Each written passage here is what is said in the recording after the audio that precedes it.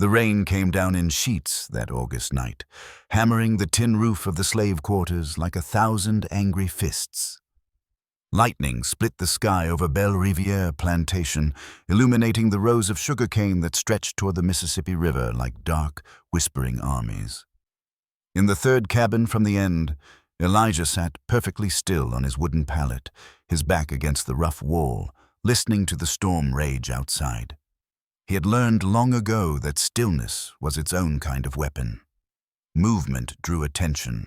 Speech invited punishment, but silence, the deep, unnerving silence that he had perfected over 32 years of bondage, that made people uncomfortable. It made them afraid. And fear, he had discovered, could be a small measure of power in a world where he was legally considered property, worth $200 on the auction block. The other men in the cabin gave him wide berth. They called him the Night Devil when they thought he couldn't hear, though he heard everything. They said his eyes held something broken that couldn't be fixed, something that stared back from a place beyond pain. Elijah had been sold 3 times, from Virginia to Louisiana to Mississippi, and now here, always with the same notation in the bill of sale. Strong worker, does not submit to discipline, recommend caution.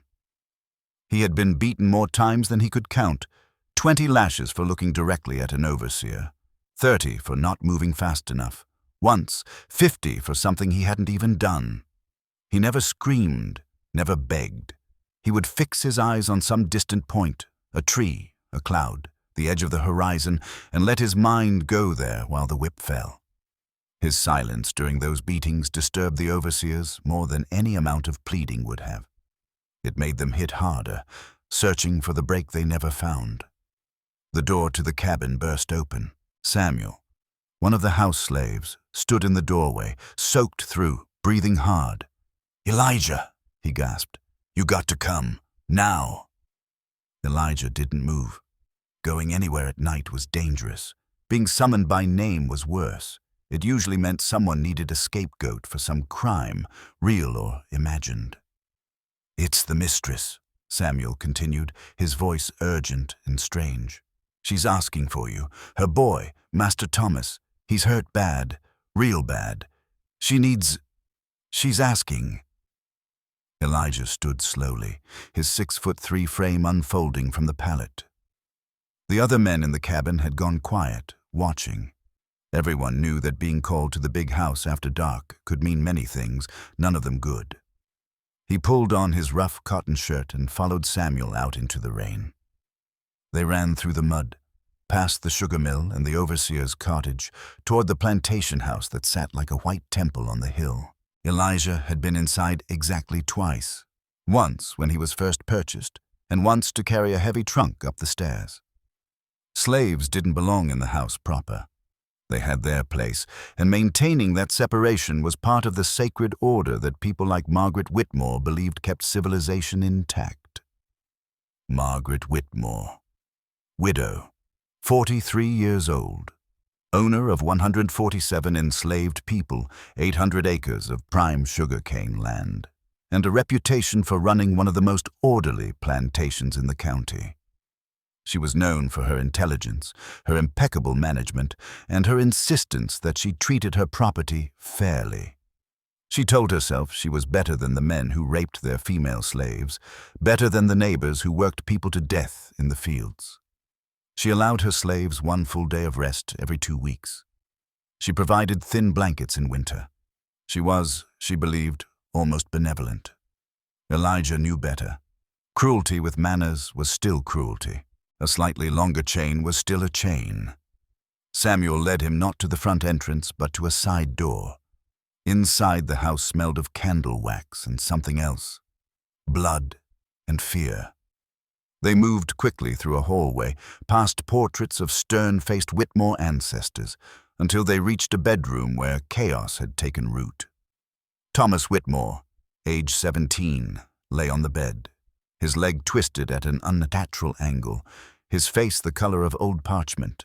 He was unconscious, which was probably a mercy. 2 house slaves, Mary and old Joseph, stood helplessly by while Margaret Whitmore paced like a caged animal. She turned when Elijah entered, and he saw something he had never seen before in the eyes of a white woman looking at him. Desperation. "They say you know medicine," she said, her voice tight and controlled, but with tremors underneath. "They say you helped Abraham when he was dying of fever. They say you set Jacob's arm when it was crushed in the mill." Elijah said nothing. He had learned basic field medicine from an old man named Ezekiel who had died 2 years ago in a slave coffle, shackled to 15 others being marched to auction. Ezekiel had once been free, had studied with a doctor in Philadelphia before being kidnapped and sold south. In the 3 months they had together before Ezekiel's death, he had taught Elijah everything he knew about setting bones, treating wounds, identifying herbs that could break a fever or stop infection. Margaret stepped closer. The rules of distance that she herself had enforced, never let them come too near, never acknowledge their full humanity, were crumbling in real time. "The doctor won't come. There's yellow fever in the county and he's afraid. Thomas fell from the loft in the sugar house. His leg, I think the bone is broken. I think," her voice cracked, "I think if something isn't done, he could die." The room fell silent except for Thomas's labored breathing. Mary and Joseph stared at the floor. Samuel had disappeared. The moment stretched out, heavy with an impossible weight. Then Margaret Whitmore did something that changed everything. She sank to her knees on the expensive Persian rug in front of a man she owned, and she looked up at him with tears streaming down her face. "Please," she whispered, "help me save him. Let me fix it tonight. I'll make things right. I promise. Just don't let him die." Elijah looked down at her. This woman who had bought him 7 months ago, who had stood on the porch watching while the overseer whipped James for stealing bread, who had never once questioned whether she had the right to own human souls. He looked at the boy on the bed, unconscious and dying. He thought about refusing, about turning and walking out, about watching her understand what it meant to be truly powerless. But then he thought of Ezekiel, who had told him once, "We don't save people because they deserve it. We save them because that's the piece of ourselves they can't take away. Our humanity ain't for sale, even when our bodies are." "I'll need hot water," Elijah said quietly. "Clean cloth, whiskey, and strips of wood, straight and strong, about this long." He held his hands apart. "Move quickly." Thomas Whitmore survived the night.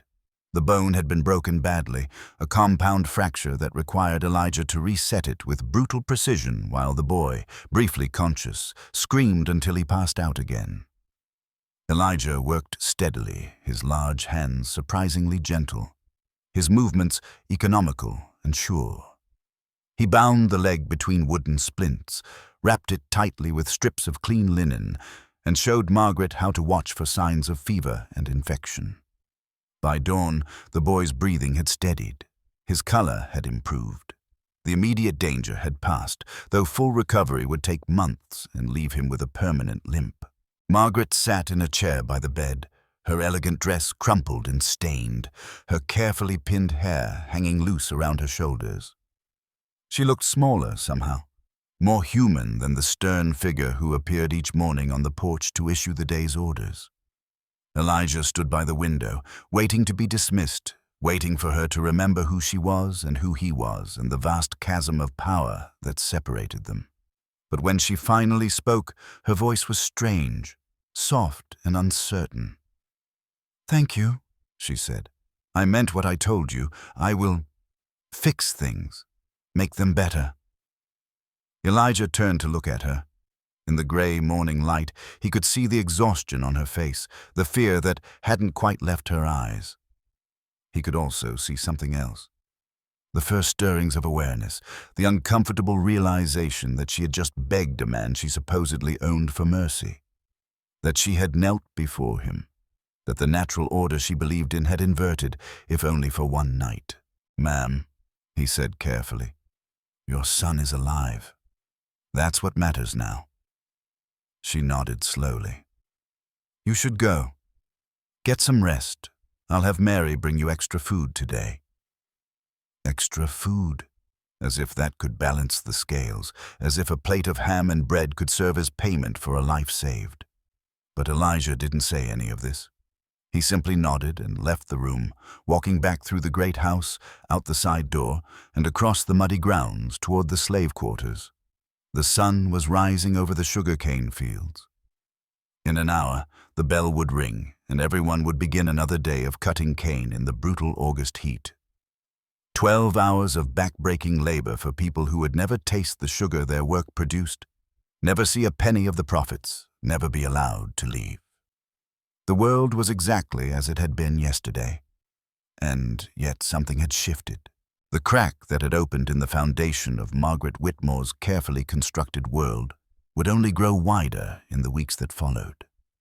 3 days later, Elijah was summoned to the house again.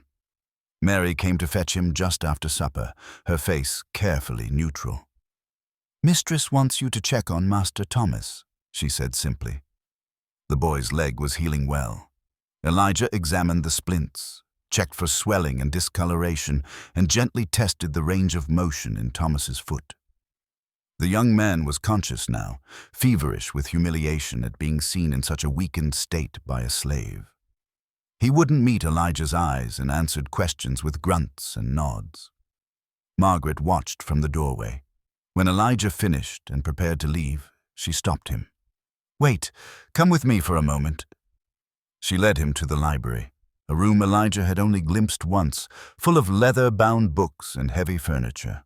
She closed the door behind them, which was improper by every rule of society, and made Elijah's skin prickle with warning. A white woman alone with a male slave, behind a closed door, was the kind of situation that got people killed. "I've been thinking," Margaret said, standing by the fireplace, her hands clasped in front of her, "about what you did, about what I promised." She paused, seeming to struggle with words. "I'd like you to work in the house. No more field labor. You could help Joseph with the heavy work, but also be available if anyone needs medical attention. The slaves, I mean. I know there have been injuries that go untreated because we don't have proper care." It was a significant offer. House slaves had better food, better clothes, lighter work. They slept in the loft above the kitchen instead of the rough cabins. But Elijah understood immediately that this was about something more than logistics. This was about Margaret trying to pay a debt that couldn't be paid, trying to fix what had happened that night when the power structure had temporarily collapsed.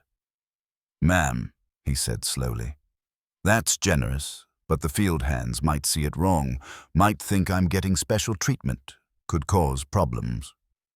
Are you refusing?" Her voice had an edge now, a return to the commanding tone she was more comfortable with. "No, ma'am. Just saying it might be better if there's a reason. Official-like. Maybe say you need someone to look after the property, the tools, the equipment. That's skilled work, respectable work." She considered this, then nodded. "You're right. I'll speak to Mr. Hutchins."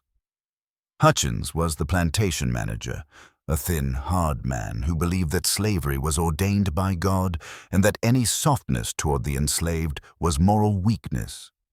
He wouldn't like this change, but he couldn't openly defy Margaret.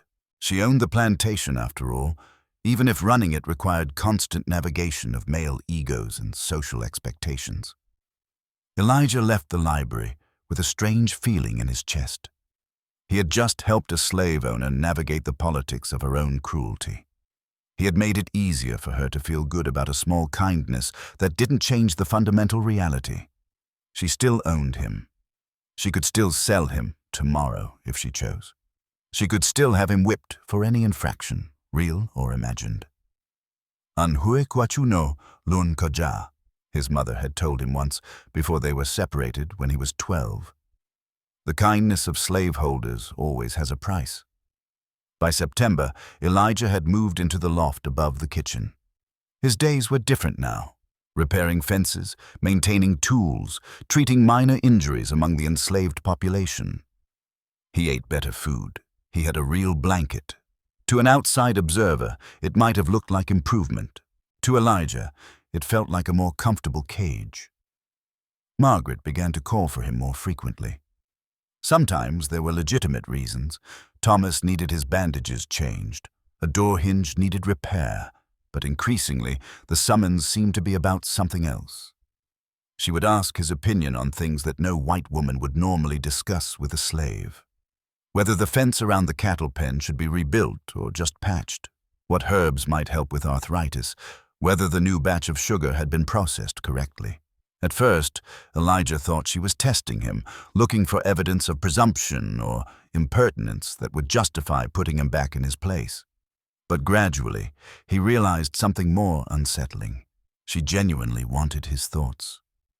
She was lonely, isolated in the same way that absolute power isolates everyone who wields it. One evening in late September, she asked him to stay after he'd finished checking Thomas's leg. The boy was doing well, would be walking with a cane within a month. Margaret dismissed the house slaves and poured herself a glass of sherry, something ladies did in the evening, a small indulgence. She didn't offer any to Elijah Fee. Of course. That would have crossed a line even her confused conscience couldn't navigate. "Do you think I'm kind?" she asked suddenly, staring into her glass. The question hung in the air like smoke. It was a trap. It had to be. Any answer would be dangerous, but something about the way she asked it, with genuine uncertainty in her voice, made Elijah choose the truth. "No, ma'am," he said quietly.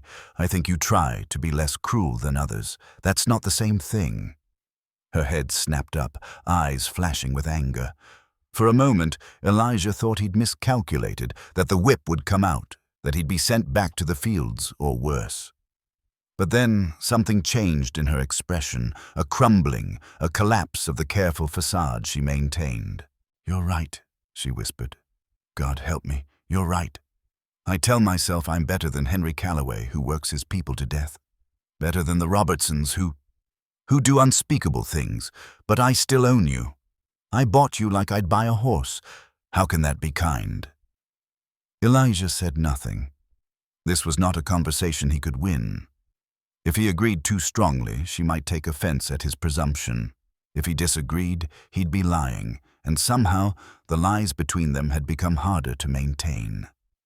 "Why don't you hate me?" she asked. "Sometimes I see you looking at me, and your eyes are empty, not angry, not resentful, just gone somewhere else. It's more terrifying than hatred would be. Ma'am, what you want from me?" Elijah's careful diction, cultivated to make white people more comfortable, began to slip. "You want me to say it's all right? That because you give me better food and lighter work, that makes us even? We ain't even. We can't never be even. You could free me tomorrow, and we still wouldn't be even, because I'd have lost years of my life I can't get back." Margaret flinched as if he'd struck her. She set down her sherry glass with a hand that trembled. "Get out," she said, her voice thick. "Just go." Elijah left quickly, his heart pounding. He'd gone too far, spoken too plainly. By tomorrow, she'd remember her power and he'd pay for his honesty. He'd be sold south, to the cotton plantations where the death rate was even higher, where people were worked until they simply fell over in the fields. But the next day, she called for him again. And when he arrived at the library, she didn't mention what had been said. She just asked him to look at a hinge that was sticking, as if the conversation had never happened, as if the truth hadn't been spoken aloud. This became their pattern. She would test the boundaries, ask questions that came too close to acknowledging their shared humanity. He would answer, not with the deference expected, but with careful honesty. She would dismiss him, and then she would call for him again, unable to stay away from the only person in her world who wouldn't tell her comfortable lies. The other slaves noticed. Whispers spread through the quarters. "The mistress is sweet on Elijah. He's got special privileges. Must be doing something for her we don't know about." The insinuations were ugly and inevitable. In a world where enslaved women had no protection from sexual violence, where white men routinely raped their female property, the sight of a white woman showing attention to a male slave sparked every imaginable rumor. Hutchins, the plantation manager, heard the talk. He watched Elijah with narrowed eyes, looking for any excuse to intervene. And he began reporting back to other plantation owners in the county. Men who had their own stakes in maintaining the social order, who viewed any deviation from strict hierarchy as dangerous. Meanwhile, Margaret and Elijah continued their strange, impossible dance. Neither of them acknowledged what was happening, how every conversation was an act of rebellion, how every moment alone together violated every rule of their society. This wasn't romance, despite what the gossips imagined. It was something stranger and more dangerous, a mutual recognition of each other's humanity in a system designed to deny that such recognition was possible. They never touched, never spoke words of affection, but the conversations grew longer, more personal. She told him about her marriage to a man she hadn't loved, about the pressure of running a plantation alone, about her fear that Thomas would grow up to be like the other young men of his class, cruel and entitled and empty. He told her about the family he'd lost, about the children he'd watched sold away, about what it felt like to be beaten for existing in a body that someone else had decided to own. By November, the situation had become unsustainable. The whispers had turned to open speculation. 3 neighboring plantation owners visited Margaret, expressing their concern about the management of 𝙎𝙧𝙬𝙫𝙬. Hutchins became openly hostile, looking for any excuse to discipline Elijah. And then, on a cold December morning, everything fell apart. The trouble started with a horse. One of the expensive breeding mares that Thomas had been riding developed a limp. Hutchins examined the animal and declared that someone had been negligent with the grooming, a claim that conveniently fell on Elijah, who now had general responsibility for equipment and property maintenance. It was a fabrication, and everyone knew it, but it gave Hutchins the excuse he'd been waiting for. He ordered Elijah brought to the whipping post in front of the slave quarters, called all the enslaved people to witness, and sent word to Margaret that discipline was being administered for property damage. Margaret arrived as Elijah was being tied to the post. She had been in the middle of reviewing account books, still had ink on her fingers. She looked at Hutchins, at Elijah, at the assembled crowd of enslaved people who watched with the careful blankness that was necessary for survival. "What is the meaning of this?" Her voice was sharp, authoritative, the voice of a woman used to command. "Property damage, ma'am," Hutchins said with exaggerated deference. "The breeding mare Victoria has gone lame due to negligent care. As per your own standing orders, such infractions require physical punishment." It was true. She had written those orders herself 3 years ago after a previous incident. She had believed at the time that clear rules and consistent consequences were the hallmarks of good management. Now those words had become a trap she'd set for herself. "I'll handle this," she said. "Untie him." "With respect, ma'am, that would be unwise." Hutchins smiled, a thin, cold expression. "Word has spread about certain irregularities in the management here.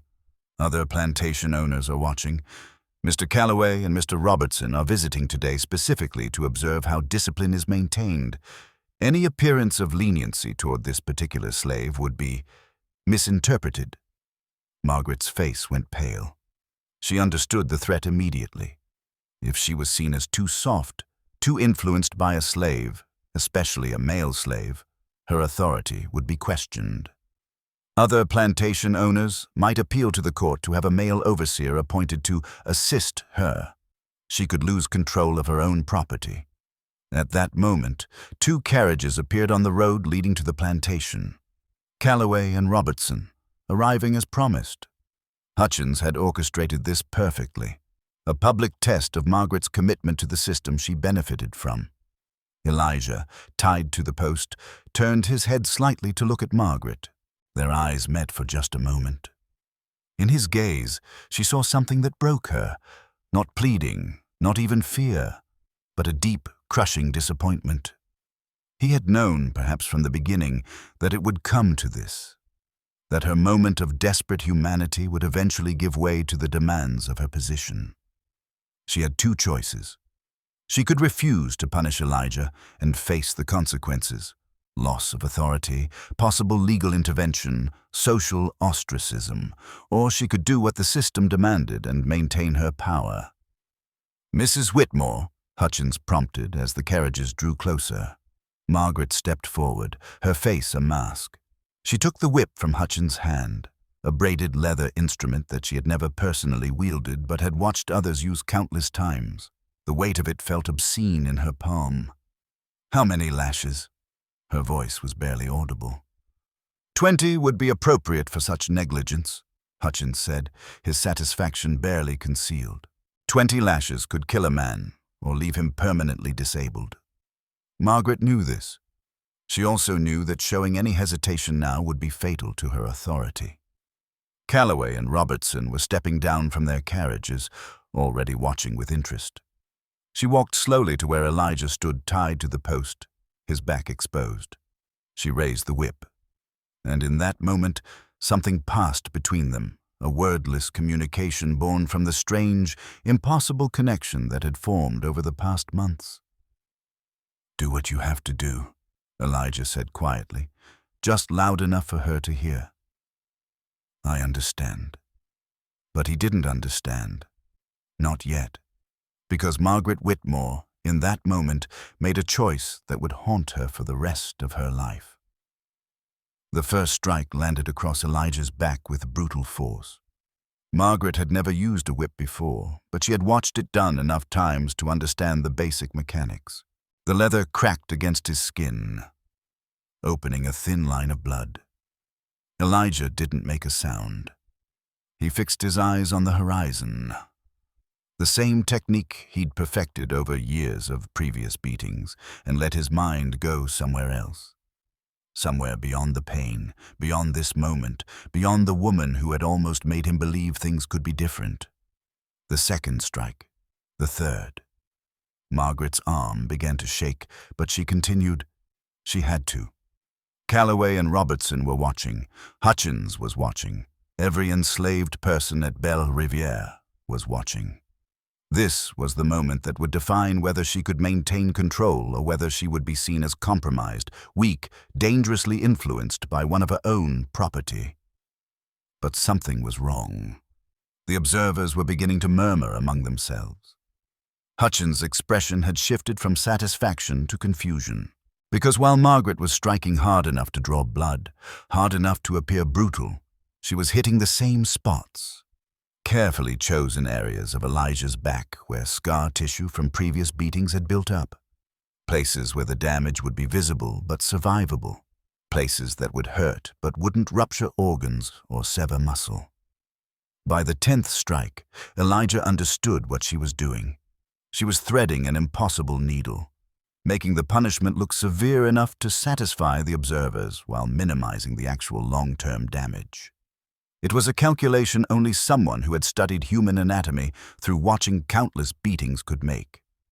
It was also incredibly risky.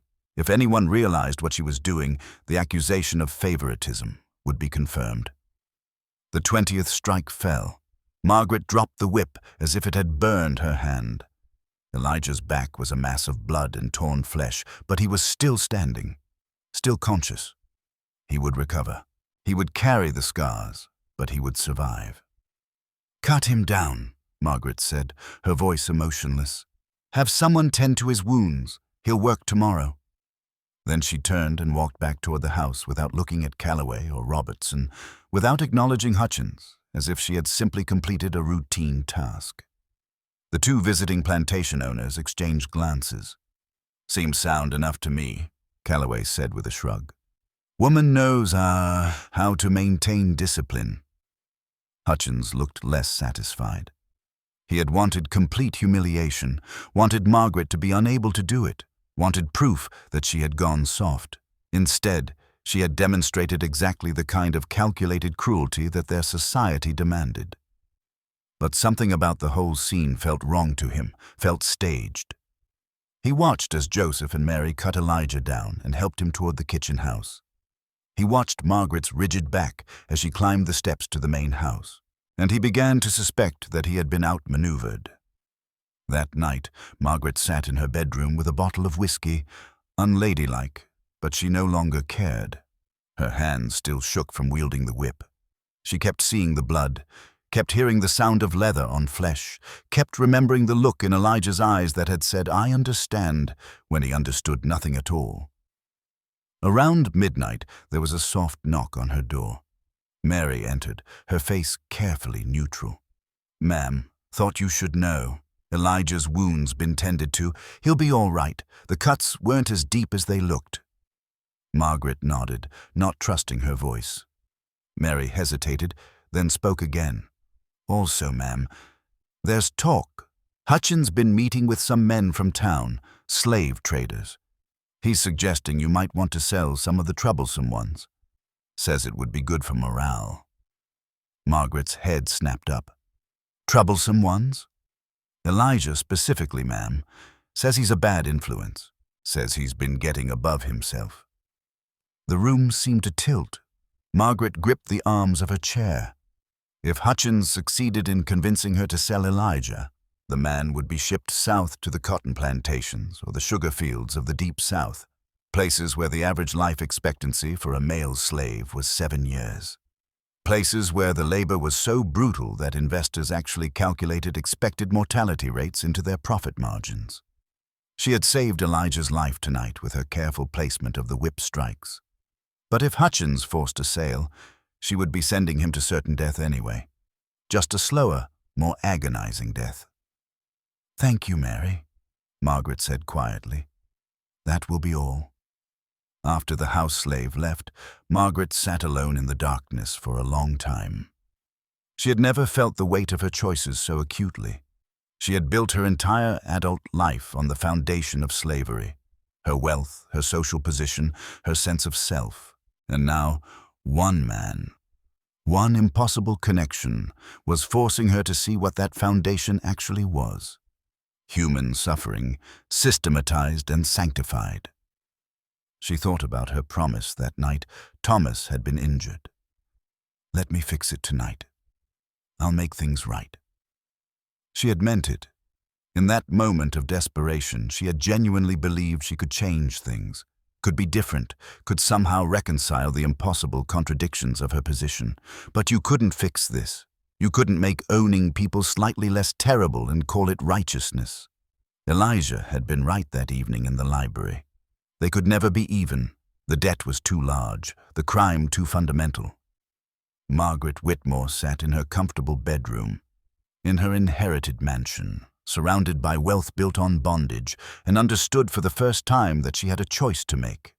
Not about how to be a kinder slaveholder, there was no such thing, but about whether she was willing to truly fix what she had broken, even if it cost her everything.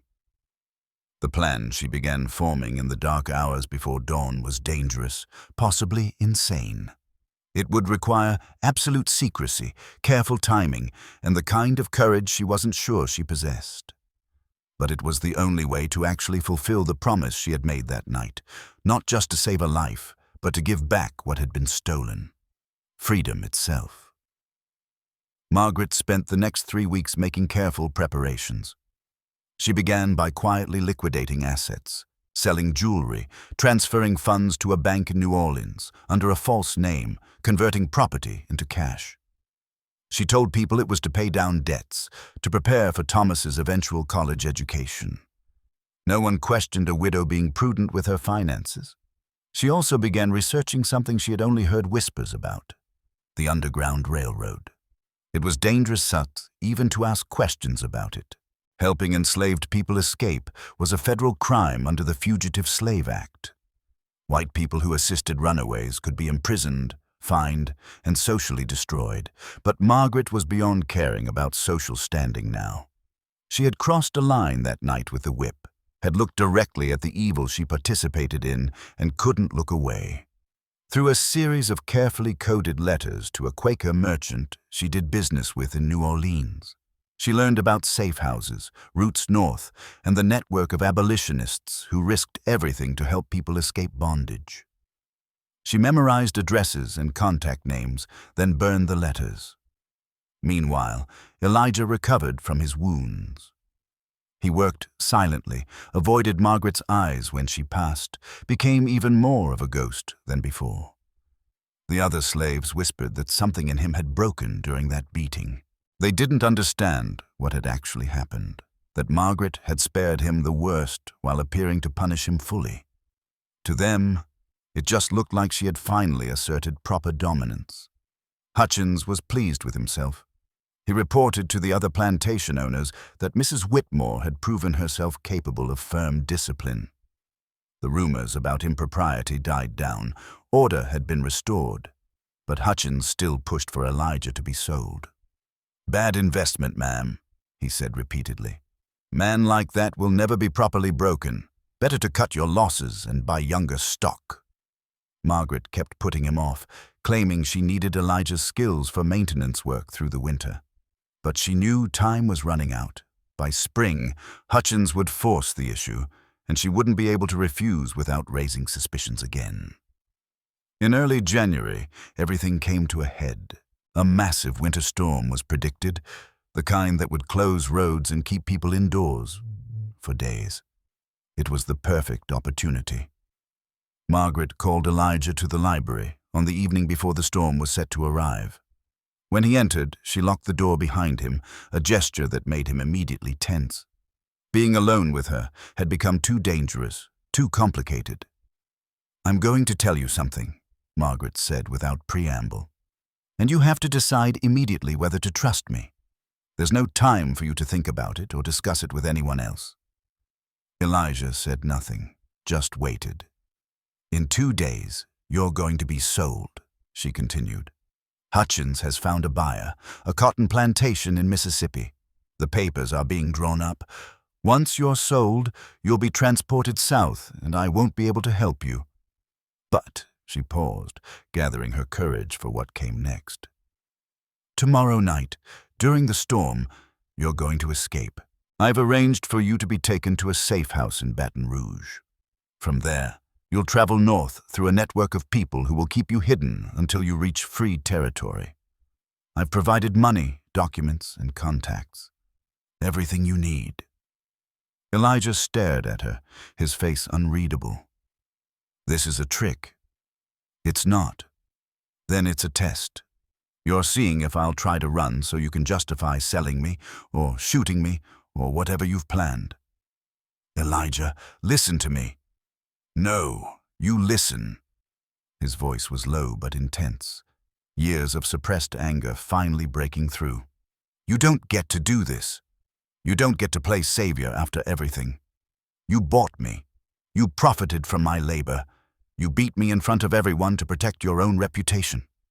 And now you want me to believe you're risking everything to set me free? Why? To make yourself feel better? To ease your guilty conscience?" Margaret flinched but held his gaze. "Yes," she said simply. "All of that is true. I'm not doing this because I'm good. I'm doing this because I finally understand how evil I've been. This doesn't make us even. Nothing can do that. But it's the only thing I can do that actually means something. If I try to run and get caught, then I'll say you stole money from the house and I had no knowledge of your plans. I've already prepared a story. You'll likely be killed, but I'll face no consequences." The brutal honesty of this statement hung between them. She wasn't even trying to pretend this was safe or noble. She was offering him a chance at freedom with full acknowledgement that it might end in his death. And she was admitting that even in her attempt at redemption, she would protect herself first. Elijah walked to the window, looking out at the darkening sky where the storm was building. He thought about the years behind him, the families torn apart, the beatings endured, the endless labor for others' profit. He thought about the years ahead if he stayed, more of the same until his body gave out or he was worked to death. "Why now?" he asked quietly. "Why not months ago?" "Because I was a coward. I'm still a coward. But that night with the whip, I couldn't pretend anymore.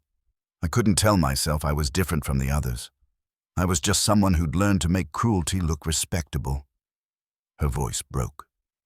"I can't fix what I've done, but I can stop doing it. I can give you back what I never had any right to take." Elijah turned to face her. In her eyes he saw something he'd never seen before. Not pity, not affection, but genuine recognition. She was finally seeing him as a person whose freedom mattered more than her comfort, whose humanity was real and undeniable. "If I go," he said slowly, "what happens to you? I'll say you escaped during the storm, that you must have been planning it for months. Hutchins will be furious. The other plantation owners will say I was too lenient. I'll probably have to sell 𝙎𝙖𝙫𝙚𝙨 eventually and move somewhere else. But I'll be alive and free, which is more than you can say if you stay." The calculation was clear and brutal. She was offering her reputation for his life. It wasn't an equal trade, nothing could be, but it was something real. "When do I leave?" "Tomorrow night, midnight. There will be a wagon waiting on the north road past the old mill. The driver will ask if you're looking for the ferryman. You say yes. You need to cross the River Jordan. That's the code. He'll take you to the first safe house." "And after that?" "I don't know. I wasn't told the full route for everyone's safety. But the people helping you know what they're doing. They've gotten hundreds of people to freedom." She paused. "Elijah, I know you have no reason to trust me, but this is real. I'm not lying to you." He studied her face for a long moment, looking for the trap, the hidden agenda. But all he saw was a woman who had finally broken under the weight of her own contradictions, who was trying, too late, too inadequately, to do one honest thing in a life built on lies. "All right," he said finally. "I'll go." The storm hit 𝙎𝙖𝙫𝙚𝙨 with fury on January 15, 1841. Wind howled through the sugarcane fields, rain came down in walls, and the temperature dropped until the rain mixed with sleet. It was the kind of night when sensible people stayed indoors, when travel became impossible, when the world seemed to shrink to whatever shelter you could find. At midnight, Elijah left the loft above the kitchen. He carried nothing, no belongings, no supplies, nothing that would indicate he'd been planning to escape. If he was caught, he needed to be able to claim he'd just been wandering, confused and lost in the storm. He moved through the darkness with the skill of someone who had spent his entire life being invisible. Past the slave quarters, past the sugar mill, through the edge of the cane fields to the north road. Every step took him farther from the only home he knew, a home that had never actually been his, that had always been his prison. The old mill appeared like a ghost in the storm, and there, as promised, was a covered wagon with a single lantern.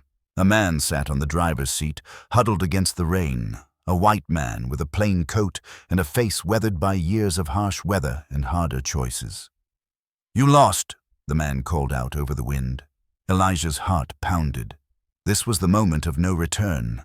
Either this was real, or he was walking into a trap. "Looking for the ferryman," he said.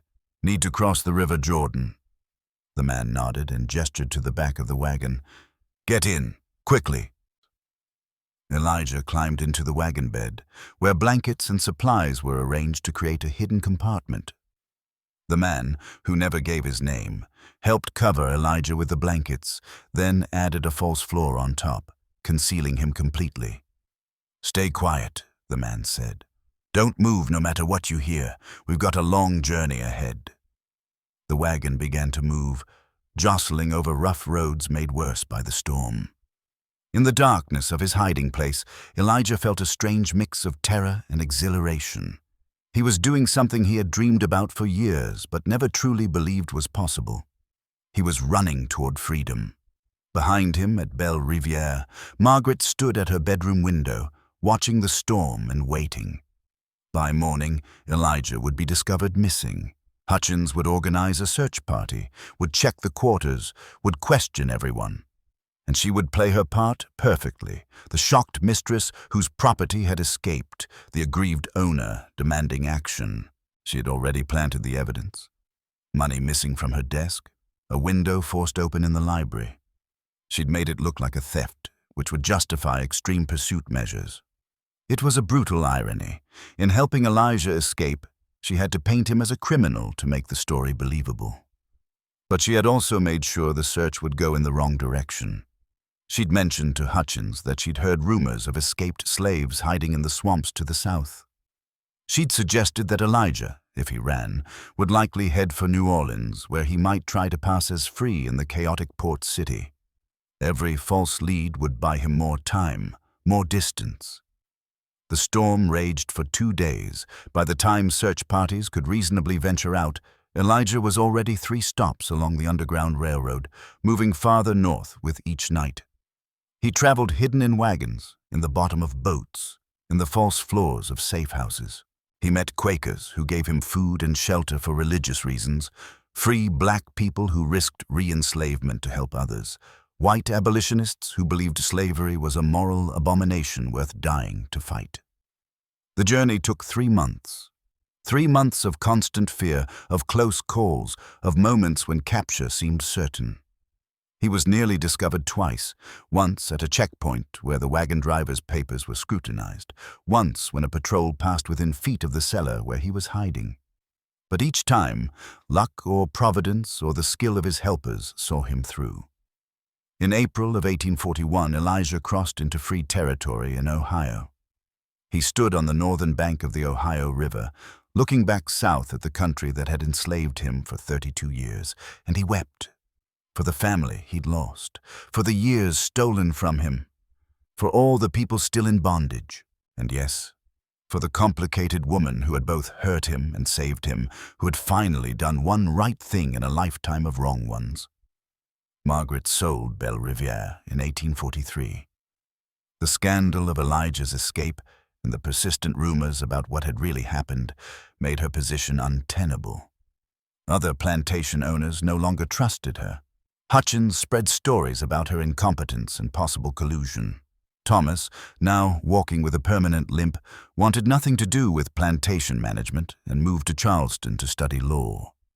She bought a small house in New Orleans and lived quietly, managing what remained of her money with care. She never remarried. She never returned to polite society. She spent her remaining years reading abolitionist literature that was illegal in Louisiana, following news of the growing conflict over slavery, and wondering what had become of the man she had helped escape. She would never know that Elijah had made it to Detroit, that he had learned to read and write in a church-sponsored school, that he had eventually married and had 3 children who would be born free. She would never know that he worked as a carpenter, that he saved enough money to help fund other escapes through the Underground Railroad, that he lived to see the Emancipation Proclamation in 1863. And she would never know that Elijah carried the scars from that beating for the rest of his life, not just on his back, but in his dreams. That he would wake sometimes at night, back in that moment when she raised the whip, when he had thought she would be different and learned she couldn't be. That those scars reminded him constantly of a truth he had learned at great cost. Kindness within an evil system is not the same as justice. Small mercies do not balance out great crimes. The last time Margaret thought about Elijah, really thought about him, not just the guilt-tinged memory, but the actual person, was a week before she died in 1857. She was 63, riddled with fever, attended only by a hired nurse who didn't know her history. And in the delirium of her final illness, she found herself back in the library on that January night, listening to him ask, "Why now?" This time, in her fever dream, she gave him a different answer, not the justifications and the careful words she had actually used, but the raw truth. Because I was never brave enough to be the person I pretended to be. Because I valued my comfort more than your freedom. Because I told myself that being slightly less evil made me good. And in the dream, Elijah responded, not with forgiveness, because that wasn't his to give, but with something harder to bear. Acknowledgement. "I know," his dream voice said. "I always knew." Margaret Whitmore died on a Tuesday in spring. Her obituary in the New Orleans newspaper mentioned her management of Belle Riviere, her respectable standing, and her surviving son. It did not mention the man she had owned and beaten and ultimately freed. It did not mention the web of choices that had defined both their lives, his stolen and hers complicit in the stealing. Somewhere in Detroit, Elijah lived on, carrying his scars and his freedom both, understanding what Margaret had died without fully grasping, that some things cannot be fixed. They can only be acknowledged, survived, and carried forward as testimony to what was broken and what was lost. The price of conscience comes too late for most people, and even when it's finally paid, it can never truly balance the books. The only thing we can do, slave or master, victim or complicit, is to tell the truth about what happened and ensure it's not forgotten. That's not redemption, but it might be all we have.